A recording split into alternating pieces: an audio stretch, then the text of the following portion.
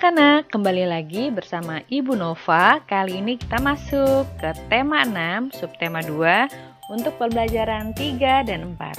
Kita langsung masuk materinya yuk. Kemarin kamu sudah mempelajari beberapa hak yang diberikan untuk warga negara Indonesia yang terdapat pada Undang-Undang Dasar 1945. Hak dan kewajiban yang harus kamu lakukan harus dilaksanakan secara seimbang. Artinya, dalam melaksanakan hak, tidak lupa juga untuk melaksanakan kewajiban sebagai warga negara. Bahkan, kewajiban hendaknya dilakukan terlebih dahulu sebelum kamu mendapatkan hak kamu. Sebagai pelajar, kamu mendapatkan hak untuk mendapatkan pendidikan. Masih ingat nggak?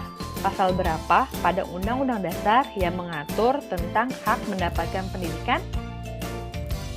Kamu telah mendapatkan hak sebagai warga negara Indonesia, yaitu hak memperoleh pendidikan dan pengajaran. Kalian diharapkan menjadi generasi yang pandai dan cerdas. Itulah salah satu manfaat pemenuhan hak warga negara. Pemenuhan hak ini tentunya untuk mendapatkan tujuan nasional Indonesia. Apa saja tujuan nasional Indonesia? Masih ingat? Yang pertama, melindungi segenap bangsa Indonesia dan seluruh tumpah darah Indonesia. Yang kedua, memajukan kesejahteraan umum. 3, mencerdaskan kehidupan bangsa. Dan yang keempat, ikut melaksanakan ketertiban dunia yang berdasarkan kemerdekaan, perdamaian abadi, dan keadilan sosial. Tujuan nasional Indonesia ini tercantum pada pembukaan Undang-Undang Dasar 1945. Semua hak yang kita terima memiliki banyak manfaat. Misalnya, hak mendapatkan pekerjaan dan penghidupan yang layak bagi kemanusiaan. Manfaatnya adalah untuk menunjang peningkatan perekonomian warga negara Indonesia dan mengurangi jumlah pengangguran. Lalu, hak atas perlindungan hukum memiliki manfaat untuk terwujudnya keamanan, keadilan, dan keteraturan dalam kehidupan bermasyarakat, berbangsa, dan bernegara. Sementara, hak untuk memperoleh fasilitas pelayanan kesehatan memiliki manfaat untuk mewujudkan masyarakat yang sehat sehingga dapat menjalankan segala kegiatan untuk pemenuhan kebutuhan hidup dan menciptakan kesejahteraan umum. Nah, semua warga negara Indonesia memiliki hak yang sama tanpa kecuali. Semuanya diatur dalam Undang-Undang Dasar. Untuk apa? Hak-hak itu diberikan secara sama untuk menghindari berbagai kecemburuan sosial. Jadi, tidak ada yang iri satu sama lainnya. Nah, mengapa pemerintah menjamin keseimbangan hak tersebut? Yaitu untuk menghindari perpecahan antar warga negara Indonesia sehingga keutuhan NKRI bisa tetap terjaga. Mengapa keutuhan NKRI harus dijaga? Karena itu merupakan salah satu upaya untuk mempertahankan kemerdekaan negara Indonesia. Cara lain yang dapat dilakukan untuk mempertahankan kemerdekaan negara Indonesia, yang pertama, dengan melestarikan budaya daerah sebagai akar budaya nasional. Yang kedua, berkompetisi dalam meraih prestasi. Yang ketiga, ingat ya, selalu menggunakan produk buatan dalam negeri. Yang keempat, kamu dapat menghormati antar sesama kamu. Yang kelima, taatilah peraturan yang berlaku. Sebagai pelajar, kamu juga bisa berperan dalam mempertahankan kemerdekaan Indonesia di lingkungan sekolah kamu dengan cara yang pertama, menjaga kerukunan dan kedamaian di sekolah. Yang kedua, kamu dapat mengembangkan rasa toleransi atau tenggang rasa. Yang ketiga, kamu harus bermain dengan teman siapapun itu tanpa membeda-bedakan. Tidak membedakan agamanya, sukunya, ras, budaya, dan lain-lain. Yang keempat, kamu harus menghormati antar sama teman kamu. Jangan mengejek, jangan membuli, dan harus saling rukun. Yang kelima, kamu harus mengutamakan kepentingan bersama di atas kepentingan pribadi. Kerukunan yang kita bangun untuk mempertahankan Indonesia tercermin dalam salah satu semboyan atau peribahasa, yaitu bersatu kita teguh, bercerai kita runtuh. Oleh karena itu, marilah kita saling menghormati, menjaga kerukunan, supaya kita tidak tercerai-berai.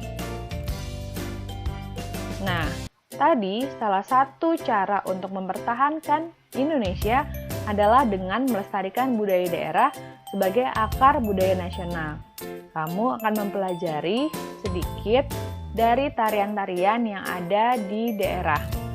Nah, salah satunya yang pertama adalah tarian celana topeng yang berasal dari Yogyakarta. Tarian celana topeng umumnya ditarikan oleh penari putra.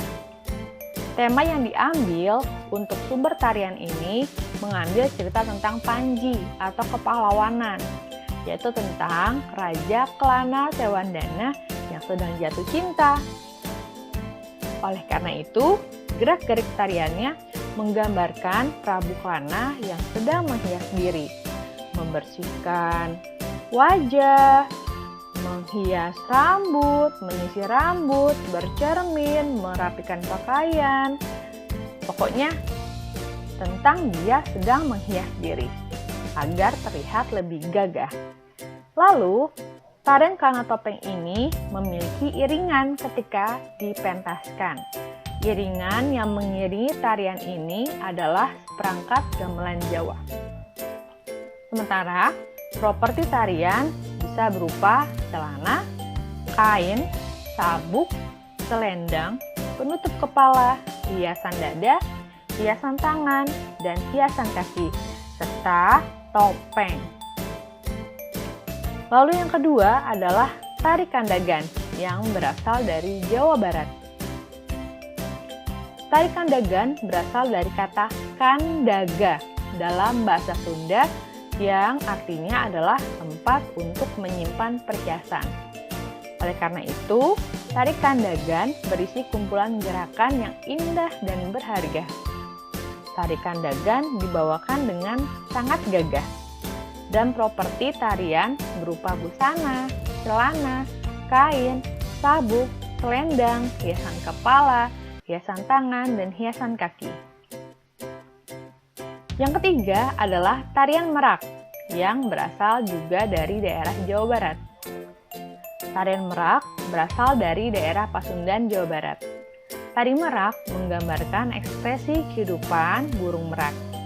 Tata cara dan gerak tari terinspirasi dari kehidupan merak yang diangkat ke pentas oleh seniman Sunda yang bernama Raden Cece Sumantri.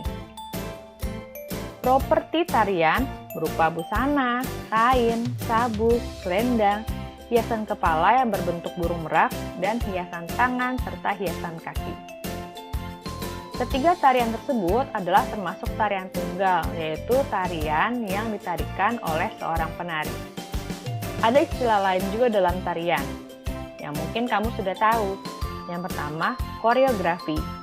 Koreografi mengambil peran penting dalam gerakan tari, karena tanpa koreografi tentunya tidak akan terwujud sebuah tarian. Koreografi adalah seni menyusun atau menciptakan serta mengubah gerak-gerak tarian hingga menjadi tarian yang utuh dan dapat dinikmati oleh semua orang. Sementara, orang yang menyusun dan menciptakan gerakan dalam tarian disebut dengan koreografer. Dan properti itu sendiri adalah benda yang digunakan atau dipakai dalam melakukan gerakan tarian. Demikianlah materi pada hari ini, semoga dapat dipahami. Terima kasih untuk perhatiannya dan sampai jumpa di video selanjutnya.